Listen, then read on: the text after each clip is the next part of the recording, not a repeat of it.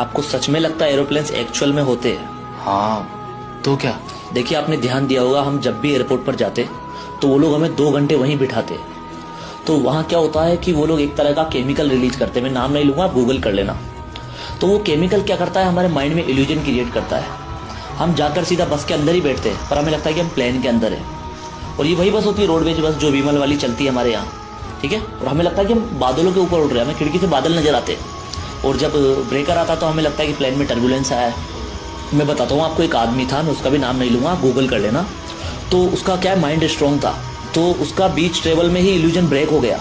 तो वो क्या देखता है कि मतलब प्लेन के बगल में एक आदमी चिप्स और पानी की बोतल बेच रहा है। वो किसी को बता पाता, उससे पहले ही उसे बेहोश कर दिया गया, और उस आदमी का आज तक किसी को पता नहीं चला